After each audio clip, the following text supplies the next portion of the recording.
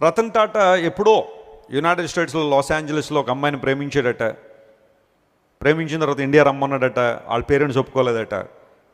అక్కడితో ఆయన పెళ్లి చేసుకోకుండా ఉండిపోయాడు. ఆయన అలా వృద్ధాప్యం వరకు అలా జీవిస్తున్నాడు. రతన్ టాటా గారు బిజినెస్లో భారతదేశంలో మలుపు తిప్పేశాడు. ఆయన ₹1,00,000 కారు ఇస్తానని ప్రామిస్ చేశాడు, ఇచ్చాడు. పేదవాళ్ళకి కారు కూడా కావాలి, కార్ అనేది ఒక లగ్జరీ మాత్రమే కాదు, అవసరం కూడా అని ప్రూవ్ చేశాడు. ₹1,00,000 నానో, టాటా నానో కార్, మీలో చాలామంది తెలుసు, మాకు కూడా ఉండేది, కొంతకాలం వాడాం మేము కూడా దాన్ని. ఏ సందుల్లోనే ఈజీగా వెళ్ళిపోతుండేది అది. అంత మాత్రం కాకుండా మీ ఇంట్లో మీరు వాడే ప్రొడక్ట్స్లో ఏదో ఒకటి టాటా గారిది అయి ఉంటుంది, ఏదో ఒకటి. అది ఇదనే కాదు, అన్నీ చాలా బిజినెస్లు ఉన్నాయి వాళ్ళకి. బ్లెస్సీ వెస్లీ గారు టీసీఎస్లో పనిచేసేవారు.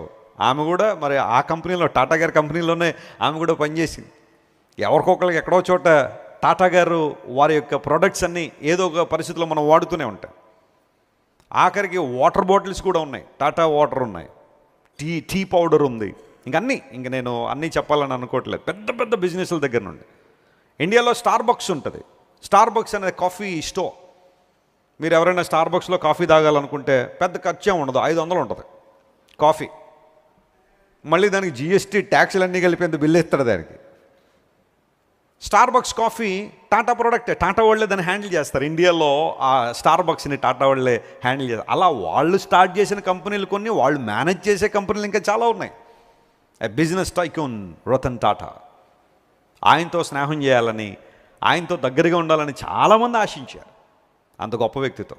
అయితే ఆయన ఎవరిని దగ్గర రానివ్వలేదు, కానీ ఒక యంగ్ బాయ్ని మాత్రం దగ్గరికి తీసుకొచ్చారు. ఇప్పుడు అతను ఫేమస్ అయిపోయాడు ఇప్పుడు ఇండియాలో అంతా కూడా. ఆ వ్యక్తితో రతన్ టాటా గారు చాలా సన్నిహితంగా మెలిగేవాడట.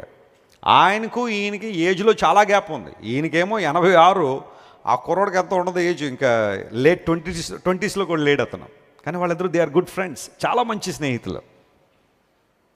ఆ యవనస్తుని గురించి ఆలోచన చేస్తూ ఉంటే, అతను ఎప్పుడో చిన్నప్పుడు కొంతమంది వృద్ధాప్యులున్న వ్యక్తులను చూశాడట. వారితో టైం గడుపుతూ ఉండేవాడట. వృద్ధాప్యంలోకి వచ్చేసిన తర్వాత వాళ్ళకి ఏం కావాలండి? సమయం వస్తే పట్టెడు అన్నం కావాలి, ఆ తర్వాత వాళ్ళతో మాట్లాడేవాళ్ళు కావాలి, లేదా వారి మాటలు ఓపికగా వినేవాళ్ళు కావాలి. అంతకుమించి ఏం కావాలి వాళ్ళకి? వృద్ధాప్యంలో తల్లిదండ్రులు అంతకుమించి ఏం ఆశిస్తారు? ఈ వ్యక్తి ఏం చేస్తుండండి, ఈ యవన కాలంలోనే ఈ అబ్బాయి అలాంటి వాళ్ళని కలిసి కాసేపు వాళ్ళతో కూర్చుని మాట్లాడుతుండేవాడట. మరి ఆ నోట ఈ నోట ఆయనకి ఎలా తెలిసిందో ఆ వ్యక్తిని పిలిపించుకుని అతనితో స్నేహం చేశాడు. నేను అర్థనో రతన్ టాటా గారికి మృతదేహం వెళ్తుంటే ఆ ముందు బైక్ మీద వెళ్తున్నాడు ఆ యవనస్తుడు. He is the celebrity now. ఇప్పుడు ఇండియాలో ప్రతి ఒక్కరు అతని గురించి మాట్లాడుతున్నారు. బహుశా అతనే వారసుడేమో కూడా అన్ని ఆలోచన కూడా వచ్చేసింది. ఎవరైనా గొప్ప వ్యక్తితో స్నేహం చెయ్యాలి అంటే రకరకాల పరిస్థితులు ప్రపంచంలో ఉంటాయి. యేసు ప్రభువు అంటున్నాడు, మీరు నన్ను ఏర్పాటు చేసుకోలేదు, కానీ నేను మిమ్మల్ని ఏం చేశాను? ఏర్పాటు చేశాను. కారణం ఏంటో తెలుసా? You know the reason I have chosen you so that you will go and be fruitful and remain in that fruitfulness. మీరు కేవలం ఫలించడం మాత్రమే కాదు, ఆ ఫలించుటలో మీరు ఏం చేయాలా? నిలిచి ఉండాలి. It's a continuous process. ఎప్పుడో ఒకసారి నాలో ప్రేమ ఉందండి అంటే కాదు, ప్రతిరోజు ప్రేమలో మనం ఏం చేయాలా? ఫలించాలి.